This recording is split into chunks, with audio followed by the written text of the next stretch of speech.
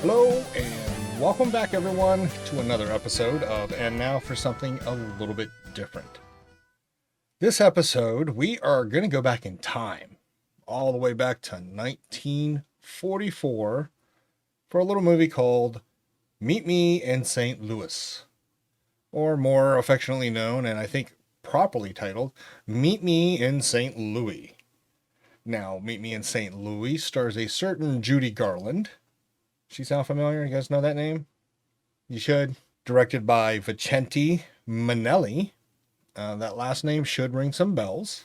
Set back, I believe, in 1903 in St. Louis, Missouri, the Show Me State. It's about a family, the Smiths, right before the year before the great World Fair is to happen. Meet Me in St. Louis is a movie that is not meant to have an actual storyline, right? It's actually meant to kind of take your mind off things and see, maybe recount through memory, recall some of the trials and tribulations of simply being a family. The reason why I picked this specific film to talk about was because we're approaching the holidays, and for myself and many others, we are looking at Thanksgiving and then eventually Christmas. I know it's, according to the consumers, it goes from Halloween right to Christmas. Never understood that, but hey, Thanksgiving, then Christmas. So let's do it in order. For the last few episodes, of course, I have been flying solo. John has been dealing with real life stuff, but there is good news. Good news with Gary Gnu. We are going to have John back here very shortly. Yeah, John's going to be back for some of our holiday episodes as we come approaching Christmas and eventually New Year's Eve. It's going to be interesting. Stay tuned. We're going to have his lovely, lovely face back as we discuss a couple films. We're not going to reveal them just yet. Secrecy. What have you been up to, John? Korean Cool, what have you been up to? Well, took the family out. We went to go see Now You See Me 3. I don't know. I think that movie is going to be a little divisive one for myself, definitely for myself and my son. If you've seen Now You See Me and Now You See Me 2, you pretty much saw Now You See Me 3. My opinion, that's just what we picked up, and that's pretty much exactly what my son said without any coaching whatsoever. The other movie that we went to go see was Edgar Wright's The Running Man. I somewhat dug it. I thought the first act was really good, really building up to what I thought was going to be a crazy movie. However, it started dragging on a little bit. And the third act kind of, well, yeah, I think it's, it's appropriate to say it stuck more to the basic premise within the book. However, as a huge fan of Edgar Wright, it kind of pains me to say this, while I still dig and love Edgar Wright and what he does, this is definitely one of my least favorite of the Edgar Wright films. Alrighty, so having said that, let's go ahead and see those behind the camera. Let's take a look first at our director, Vicente Minnelli. Vicente Minnelli is a legend for a lot of his contributions, not only to stage, but also to cinema. Born in 1903, born in 1903 of Chicago, I believe. He was introduced at a very young age to some stage productions, which kind of I guess, hooked him. And then he eventually worked his way as he was growing up through theater in Chicago and eventually moving to New York, making a success on Broadway. His success on Broadway is what kind of got his star noticed by Hollywood. And after he was approached, he eventually signed on with MGM. With MGM, he was there for 26 years. Various productions, including some of the more famous Mickey Rooney and Judy Garland movies, such as Strike Up the Band, I believe was 1940. Yeah, Girl Crazy in 1943. Those are some really fun movies, especially Mickey Rooney. Love Mickey Rooney. Of course, love Judy Garland. But he continued on even through the unfortunate advent of World War II. He kept putting out productions. Now, it was through his work with Judy Garland that eventually Vicente Minnelli and Judy Garland were married in 1945, June or July, I believe, which is kind of towards the end of World War II. From that marriage, you had two legends create another legend. They were blessed to have a daughter, Liza May Minnelli. Liza Minnelli, again, legend outright. She was one of the few entertainers out there that not only won an Oscar, she won an Emmy, and she won a Tony. She could act, she could sing, she could dance. I think, some of the movies you talk about she was in was like Arthur with Dudley Moore. That was like one of my favorite, one of my mom's favorites too. Continuing back to Vicente. So Vicente, again, long history, long filmography, right? But it wasn't until 1958's movie Gigi, the original, 1958. So in the 1959 Oscars, he won an Oscar for Best Director. Gigi, the movie itself, won a total of 9 Oscars. 9. That record would have been held for 45 years. Trivia time. Can anyone out there, real quick, think of the one movie that bested that record of 9 Oscars? If you've guessed 2004's Lord of the Rings, The Return of the King, you be correct, because The Return of the King won all 11 Oscars for all the categories it was nominated. 45 years. That's incredible. Minnelli really cemented his foothold and his legacy in history, and that legacy still lives on through Liza Minnelli. The screenplay was written by Irvin Brecker and Fred F. Finkelhoff. Now, Irvin Brecker, I don't know, if you're a fan of cinema, maybe you have, maybe you haven't. I highly recommend check out the Marx Brothers movies. He was a writer for several of their movies. He even substituted himself. Another bit of trivia. Irvin Brecker substituted Groucho Marx in one of the movies. I can't remember the name of the movie off the top of my head, but he had that striking of a resemblance to Groucho. It was kind of uncanny. He was also a writer for, I guess you could say, comedians, or just, like the Rodney Dangerfield types, Johnny Carson types. He also wrote a lot of material for Milton Berle. Yeah, another legend, right? Irvin Brecker also worked, I believe he was not necessarily a writer, but I think he was an editor. He was involved with the screenplay on The Wizard of Oz as well, another smash hit with Judy Garland. Now, Irvin Brecker was so magnificent with his charm and his wit and his humor, he actually got nicknamed the Wicked Wit of the West. That's a pretty awesome title. Fred Finkelhoff. Now, he was interesting to learn about. Fred Finkelhoff was a graduate from the Virginia Military Institute back in 1930 something.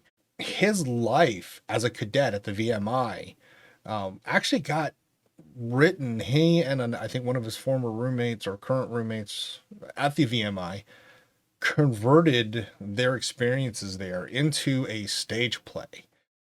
And it was very well received that it was pitched and picked up to debut on Broadway. That play was called Brother Rat. It was one of the longest running shows, I think, until Cats came along. Brother Rat ran for 600 performances. One of the other things not a lot of people realize, and I sure as hell did not, was Finkelhoff was actually a very close friend to Judy Garland, and was going to write a biography. With Judy's decline in health, he had completely stopped that project. Being a VMI grad, it was honorable for him to do that. So hats off to him. Oh, and I forgot to mention, Irvin Brecker and Fred Finkelhoff both were, were honored to get a nod for the best screenplay for Meet Me in St. Louis. Didn't win, but it's still a big deal to be given the nod. Our cinematographer is George J. Foley. George J. Foley, again, legend during that time. Worked on several of the productions. I mean, way too many to list. However, some of his bigger standouts in terms of popularity and recognition, I guess you want to say, were Seven Brothers for Seven Brides. I believe that was 1950, 54, I want to say. I could be off. I'm getting old. Folsey got 13 Oscar nods for his work as a cinematographer. The cinematography. Several movies. 13 nods. Can you imagine? That's nuts. The downside was he never won. But you know what? Give me 13 nominations to be up there considered as one of the best ones out there. Even though I didn't win, I was still considered to be one of the best, 13 times. I'll take it. We've gone through the directors, screenwriters, and cinematographer, those behind the lens. So now let's go and jump in front of the lens. First up, legendary actress and singer herself, Judy Garland, who stars as Esther Smith. Wizard of Oz. She was in the original A Star is Born. I believe that was 1950. I hate numbers and age because I'm old. But also a Judgment in Nuremberg. That was in 1961. That was an excellent movie. And I think in a 2025 kind of remake with Russell Crowe and Rami Malek, Nuremberg is currently playing. She signed on to MGM at 13 years old and has established herself in all facets of the entertainment industry, right? We're talking, I said fashion, right? Movie industry, but yeah, fashion as well. Movies, some television, music. In fact, legend, she won a Grammy for her album Judy live at Carnegie Hall. She was something else to behold. I'm not going to get into, after, all the juicy bits, right? The inquiring minds want to know. No. Just remember that Judy Garland, not only in this movie, Wizard of Oz, several others, she had a presence. Next up, we have Margaret O'Brien, who stars as a very young Tootie Smith. Margaret O'Brien, who played Tootie, shared a lot of screen time with the legend Judy Garland. She is the last surviving cast member from this film. That's amazing to know. Really shocked me to realize that, right? Because again, you're thinking a film like this, from 1944, that very few, if any, would be around, and lo and behold, I was proven wrong.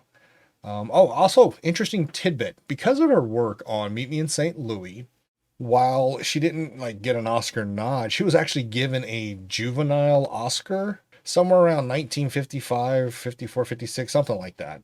It was lost, aka stolen, and it kind of disappeared. They never could retrieve it. Lo and behold, and I guess this is one of those things you got to hit a flea market once in a while. Back in 1995, mid 90s, at a flea market, two gentlemen found this little Oscar statuette with her name engraved on it. They found her lost/stolen Oscar and returned it to her. Growing up, she continued on in the entertainment industry and was more of a supporting actress until she retired. I think she did make an appearance in Murder, She Wrote with Angela Lansbury. She's the last surviving cast member. That's amazing. Next, we have Tom Drake, who plays John Truitt, the love interest of Esther.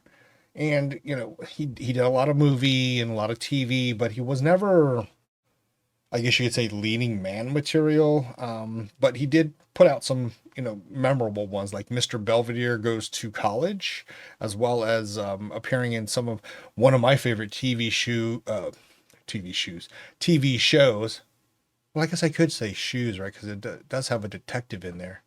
Kolchak, the Night Stalker, with Darren McGavin.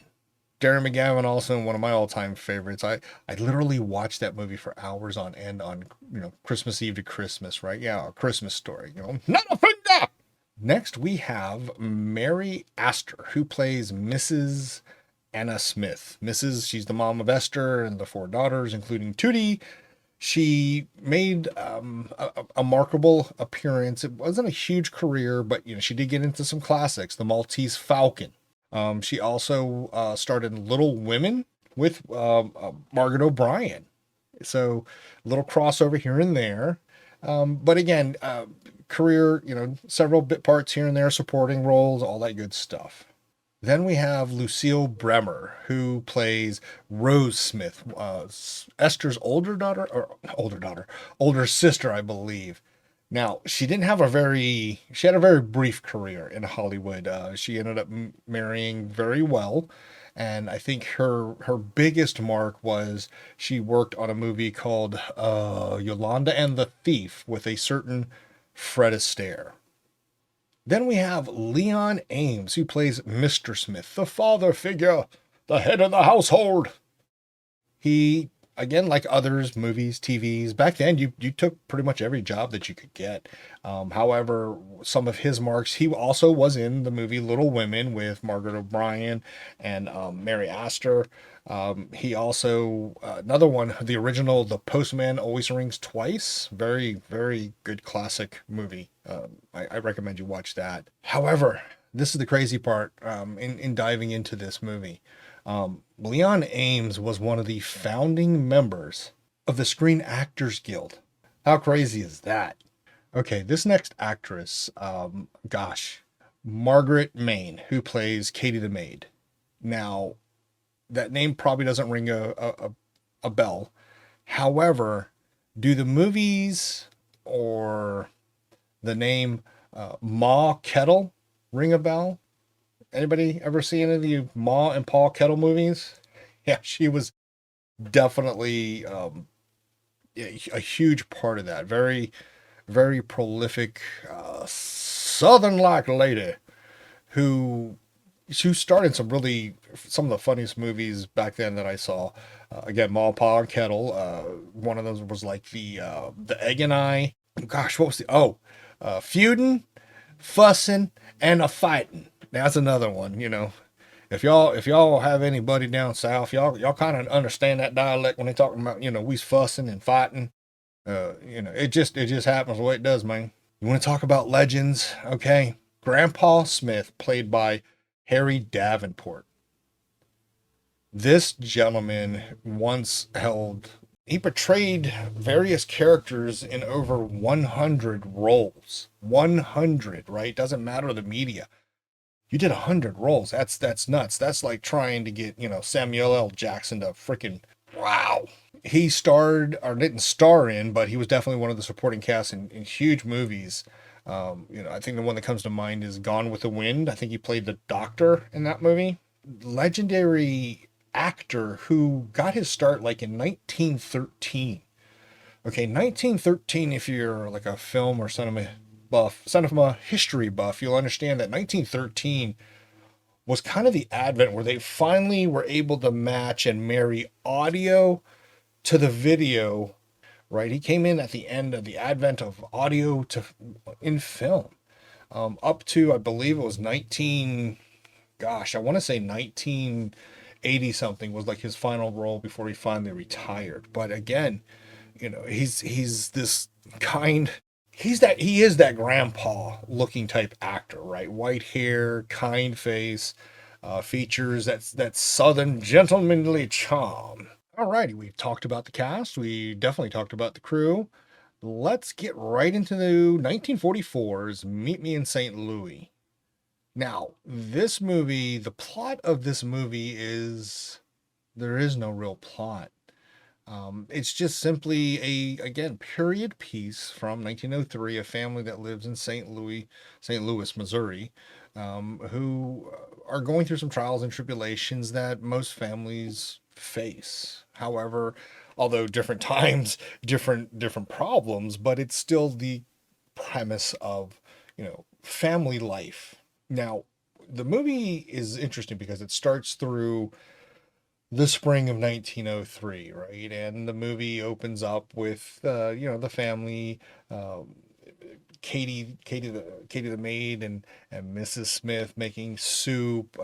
Tootie comes in, apparently having a swim, and she starts singing this song, "Meet Me in St. Louis," and transitions to Grandpa Smith singing "Meet Me in St. Louis," to where he looks out the window and sees Esther and Rose come in singing "Meet Me in St. Louis" too, right? So so what we find definitely is that this is definitely going to be a musical in the springtime, and I guess that's one of the things that spring is meant to be. Love is in the air, springtime, and we find that Esther apparently has a little bit of a crush on the boy next door, John Truitt, and it's going a little bit not easy for her to, number one, meet him and just gain his attention. And all the while, Rose is also, again, springtime, awaiting a call to, I guess from her boyfriend, fiance, who's out in New York, I believe, and, waiting for a marriage proposal, right? Waiting for that ring, you know, trying to put a ring on it. The movie, continues on and it transitions over to the summer of 1903, and Esther takes a trolley, right? And one of the song, the trolley song comes on. I don't know if you guys have ever heard it. I'm gonna try my best. Do not stab me later. Where it goes, ring, ring, ring goes the trolley.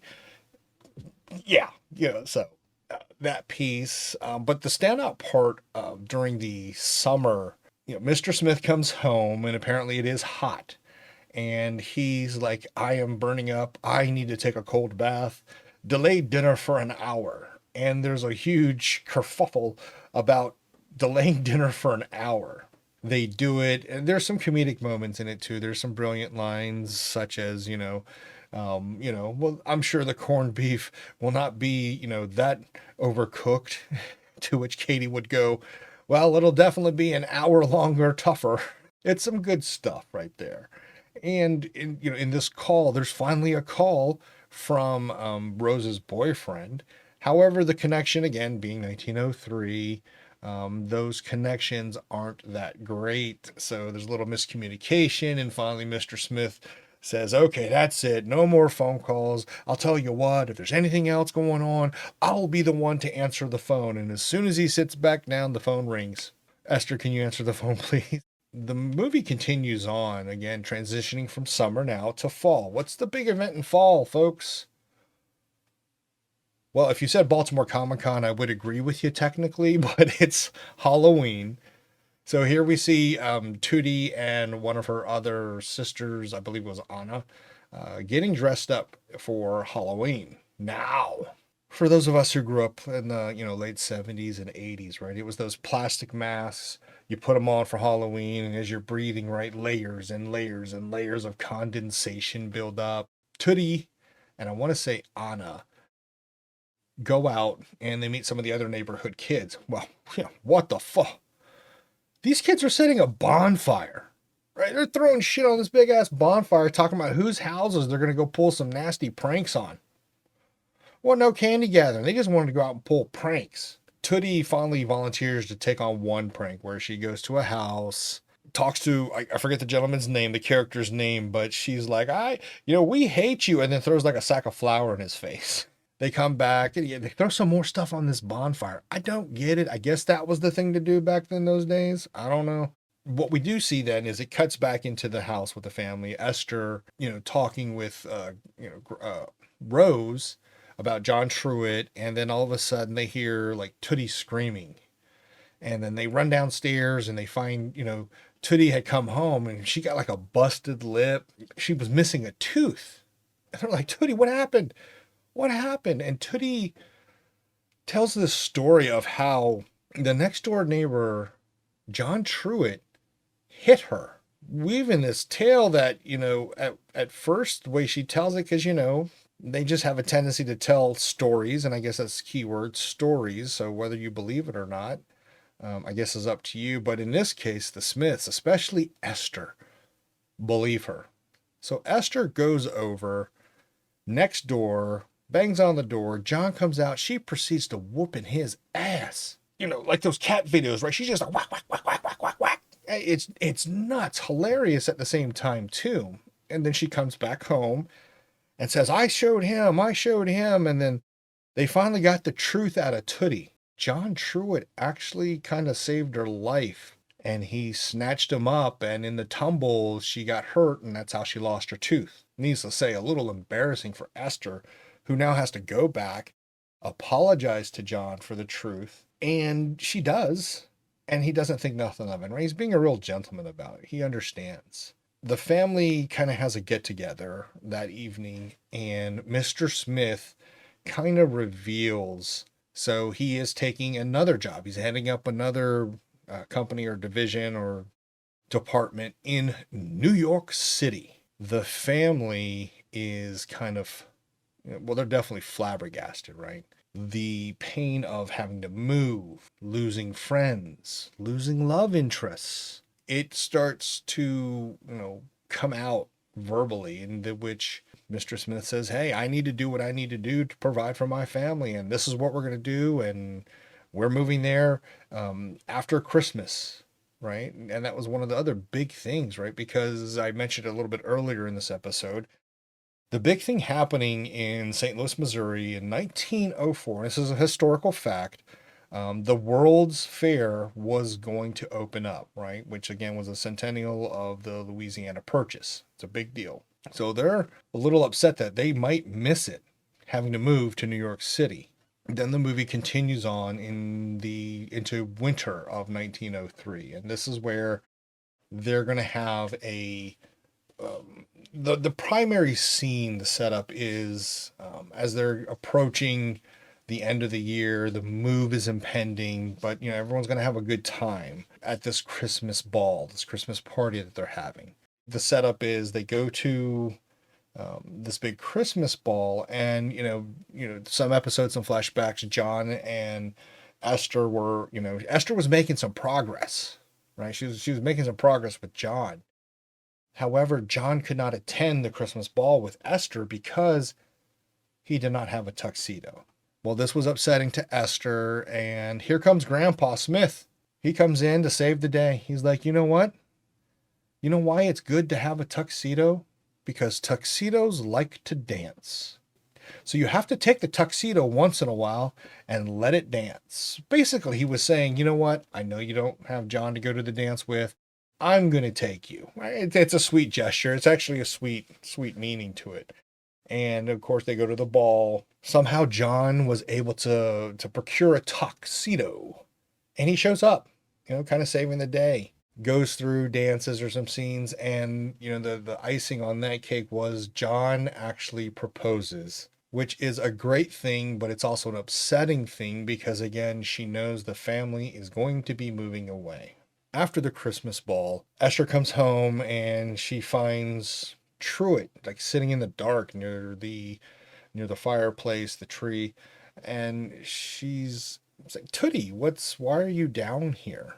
And Tootie simply says, I'm waiting for Santa Claus because I want to know what he brings me for Christmas, because I need to know what I can take with me to New York City. I need to know if I'm going to have room to take all my toys.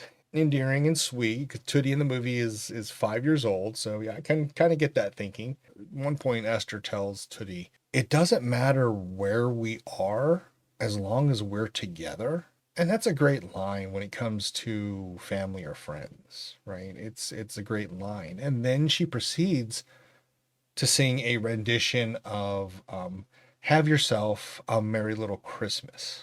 Personally, Nat King Cole, he's the man, that's his song. But she sings this, kind of cheers up a little bit, or it kind of emboldens Tootie, because the next thing you know, Tootie runs outside, destroying these snowmen, tearing them down, right? Because they can't have this type of Christmas in New York City. So she's going to destroy it. All while this is happening, Mr. Smith overhearing what's going on. And when they went outside, he went to an upstairs window to watch what was going on, watching his daughters destroy these snowmen, and realizing what upheaval this could bring to his family. He calls the family down, he calls the family inside, he calls them together and announces that guess what? We are not moving to New York City. We are staying right here in St. Louis. Winter ends, spring comes, the movie transitions, and what we see is the family getting all fancied up and getting into a carriage ride, and they're all heading out to the World's Fair. The movie closes out with a wide angle shot. I don't know if it was I'm pretty sure it was a backdrop, but it's a wide angle shot of what the World's Fair looked like at that time. Closed curtain, end of film. 1944's Meet Me in St. Louis. Why did I pick this film? I saw this film once, but it was so long ago that I completely forgot about it until, some things happen in life that make you kind of look back and think of different times. More specifically, I believe I watched this with my mom or my mom and dad. Is again, I was a kid, so young. Mom was a fan of Judy Garland, loved The Wizard of Oz. But it was a movie that, I wanted to go back and visit to kind of understand what was it that when I was thinking about what to talk about, did this movie kind of pop back up in my mind? I don't know. Maybe it was my mom just flicking me in the head going, hey, talk about this movie. I don't know. Looking back again at this movie, it is a period piece that goes through spring, summer, fall, winter, and each act, if there were four acts in this movie, each act had its own, I guess you could say, theme. Not so much plot, theme, right? Spring, love's in the air. Summer, it's all about the heat of the dog days of summer and going through that. Fall, Halloween, little get-togethers, and Christmas time, right? Grand old balls or Christmas parties, what have you. And I misquoted it earlier, right? Because it just kind of popped in my head, right? We could be happy anywhere as long as we have each other. And throughout this movie, regardless of the scene or regardless of the season, it kind of goes back to what that saying means, right? We can find happiness as long as we're together. It also comes through the songs, right? Meet Me in St. Louis, the trolley song, You and I. They all have meaning, but at the same time, they don't. The trolley song, again, ring, ring, ring goes the trolley. It kind of goes in parallel to what our lives, maybe our memories, as we are getting older, goes through, right? This is a movie that's meant to take you back into simpler times, but I want to say take you back to more similar times. How many of us were on a school bus and singing songs as we're going on a field trip? I remember some of my first train rides with my family or with some close friends. It was great memories. Some of the Christmas dances that I've been to, some with my wife, her office parties, right? She was really ecstatic, happy that I was there with her.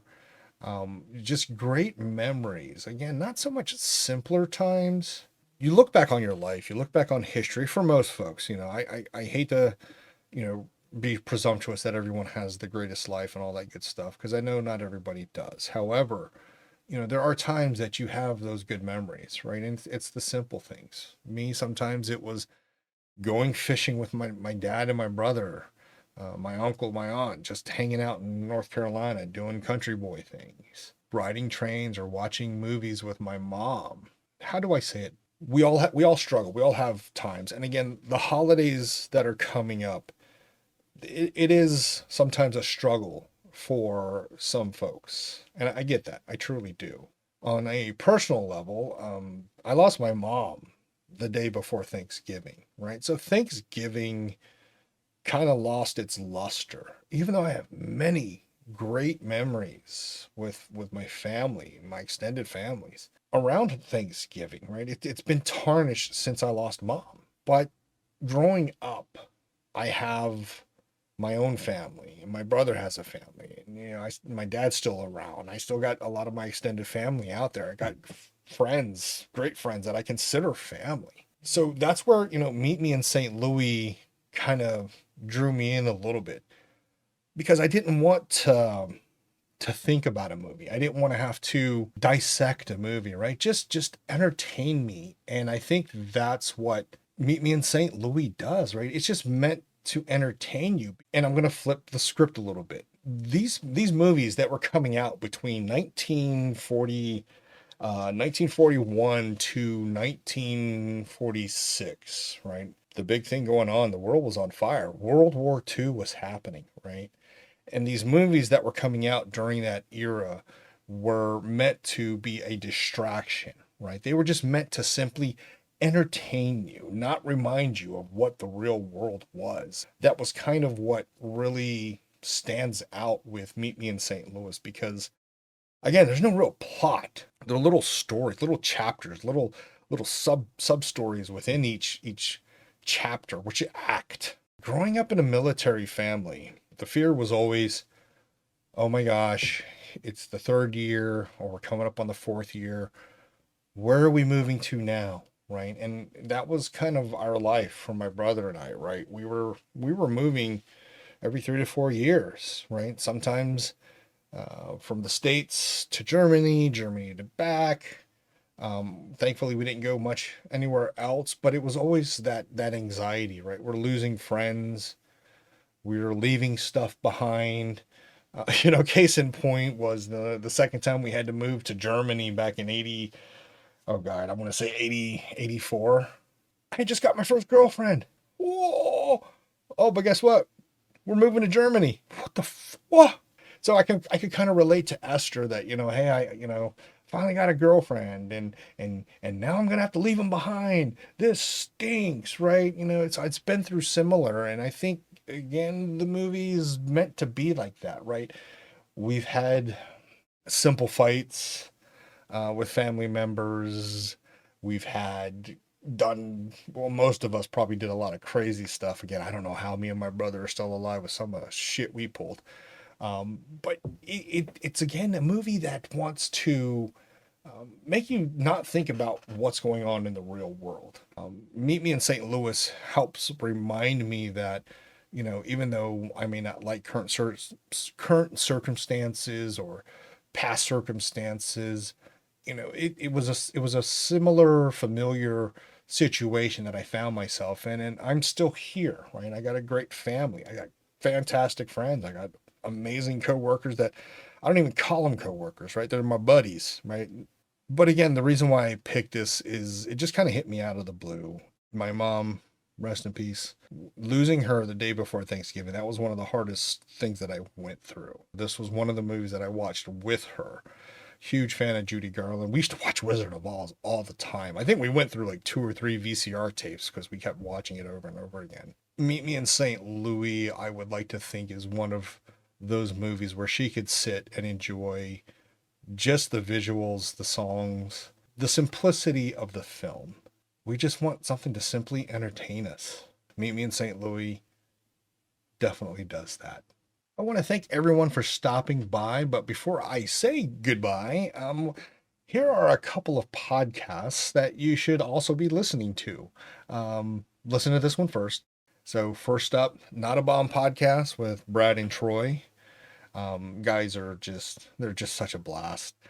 Next up, we have Watch Skip Plus with Jose and Mike, the Wildebeest. They just dropped a double feature. You gotta listen to it. Gotta check it out. It was. They talk about Predator Badlands and Guillermo del Toro's Frankenstein. Mike threw down the gauntlet and was challenging John and I to take a look and give our take on that movie, and challenge has been accepted. We're going to get on that. Raiders of the Podcast with Kevin and Craig. Caliber 9 from Outer Space with Rob and Joe. They just did a double feature. I apologize, I can't remember the episode, but we had Sammy from Gentleman's Guide do a sit-in. Gentleman's Guide to Midnight Cinema with Samurai. Sammy, this man is all over the place. He's on so many different shows today. Number one, it's awesome, but number two, I'm scared like I'm going to open my shower curtain and there's Sammy going, hey, want to talk about some movies? And lastly, not least, Death by DVD with Harry Scott Sullivan. Stop on by, check him out, and just give all of these a listen if you can. This episode is dropping the week of Thanksgiving. If you partake in Thanksgiving, I want you all to have a very safe and festive Thanksgiving. Remember, it is about family and friends. Remember to be kind to one another. Be nice people, right? Already too many assholes in the world. So with that said, I hope you all have a very safe, happy Thanksgiving, and we'll catch you on the next episode. Take care.